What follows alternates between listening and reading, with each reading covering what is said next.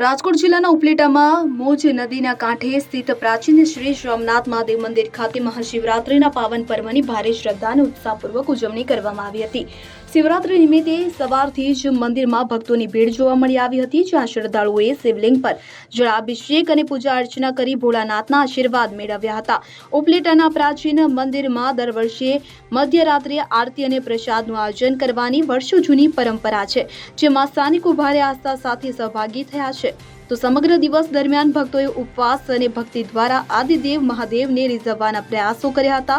શહેરના અન્ય શિવ મંદિરોમાં પણ ધાર્મિક કાર્યક્રમો યોજાયા હતા, પરંતુ મોજ નદીના કાંઠે આવેલા સોમનાથ મહાદેવ મંદિરે યોજાયેલી મધ્યરાત્રિની આરતી ભક્તો માટે મુખ્ય આકર્ષણનું કેન્દ્ર બની રહી હતી। આરતી અને પ્રસાદનો લાભ લેવા આસપાસના વિસ્તારોના હજારો શિવ ભક્તો ઉમટી પડ્યા હતા। હર હર મહાદેવ। હું હરપાલસિંહ જાડેજા। ઉપલેટાના આંગણે મોજ નદીના કાંઠે આવેલું સુપ્રસિદ્ધ સોમનાથ મહાદેવનું મંદિર। આ સોમનાથ મહાદેવના મંદિરમાં શિવરાત્રિ નિમિત્તે રાત્રિના સમયે ભવ્ય મહાઆરતીનું આયોજન કરવામાં આવે છે।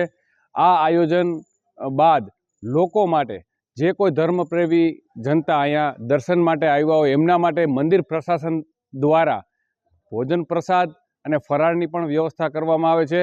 હર હર મહાદેવ। જય સરફરાઝ કોડી, ઉપલેટા। હવે જુઓ દેશ દુનિયાની તમામ ખબરો તમારી આંગળીના ટેરવે। ઉઠાવો મોબાઈલ અને ગૂગલ પ્લે સ્ટોર પરથી ડાઉનલોડ કરો અમારી CN24 ન્યૂઝ મોબાઈલ એપ।